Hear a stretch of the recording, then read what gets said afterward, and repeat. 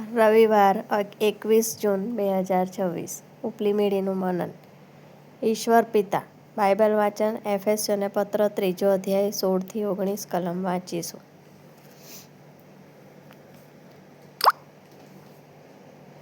તે બાપની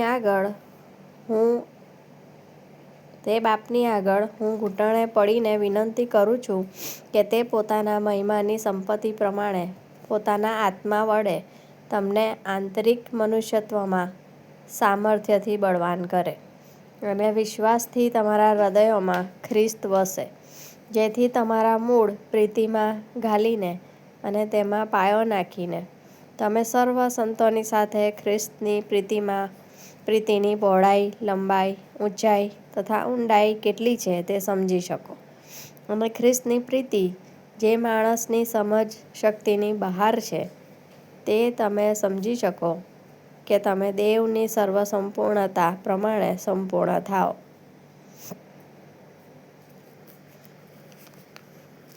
એ માટે તમે આ પ્રમાણે પ્રાર્થના કરો: ઓ આકાશમાંના અમારા બાપ, તમારું નામ પવિત્ર મનાવો, તમારું રાજ્ય આવો, જેમ આકાશમાં તેમ પૃથ્વી પર તમારી ઈચ્છા પૂરી થાઓ. માથી 6, 9 અને 10 કલમ. ઈશ્વર તેમના વાંચેલા વચન પર આશીર્વાદ આપો. આમેન. મારા માતા પિતાએ ખૂબ જ નાની ઉંમરે લગ્ન કર્યા હતા અને લગ્નના 4 જ વર્ષ પછી તેઓએ છૂટાછેડા લીધા. તે વખતે એવું નક્કી કરવામાં આવ્યું હતું કે મારી બહેન અને હું મારા પિતા સાથે રહીશું. કેટલીક મર્યાદાઓ અને મુશ્કેલીઓવાળી કૌટુંબિક ઇતિહાસ હોવા છતાં મારા પિતાએ તેમના બાળકોના સારા માટે શક્ય તેટલું બધું કર્યું છે.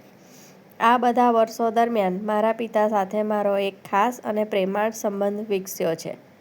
તેમને અને મને વાંચન અને ખાસ ખોરાકનો ખૂબ શોખ છે. ઘણીવાર હું યાદ કરું છું કે જ્યારે અમે નાના હતા અને બહાર જમવા માટે જતા હતા અને જ્યારે વેઇટર મને પૂછતો કે હું શું ઓર્ડર આપવા માંગુ છું, ત્યારે હું જણાવતી કે મારા પિતાએ જે ઓર્ડર આપ્યો છે તે.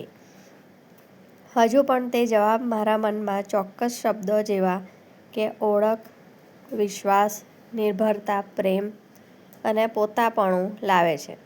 આપણા ઈશ્વર પિતા સાથેના સંબંધમાં પણ આવું જ છે. જ્યારે આપણે ઈશ્વરના આપણા પ્રત્યેના પ્રેમમાં સુરક્ષિતતા અને આત્મવિશ્વાસ અનુભવીએ છીએ, ત્યારે આપણે ઈશ્વર સાથે ગાઢ અને સાચો સંબંધ વિકસાવી શકીએ છીએ. અને જ્યારે આપણે ઈશ્વરના બાળકો તરીકે ઓળખાવાનો દાવો કરીએ છીએ, ત્યારે આપણે ઈશ્વરને આપણા વર્તમાન અને ભવિષ્યની બાબતો સોંપીને તેમના પર સંપૂર્ણ આધાર રાખી શકીએ છીએ.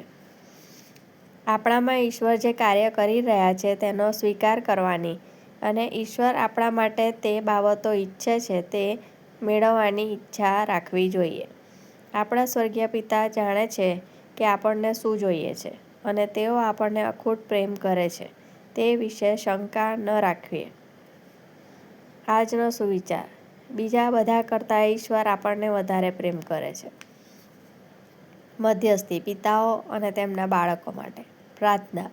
સ્વર્ગીય પિતા, અમારા કરતાં તમારામાં વધુ વિશ્વાસ કરવા માટે અમારો વિશ્વાસ વધારો. તમારા હેતુઓ મુજબ કાર્ય કરીને તમારી સેવા કરીએ તેવું થવા દો. પ્રભુ ઈસુના નામમાં. આમેન.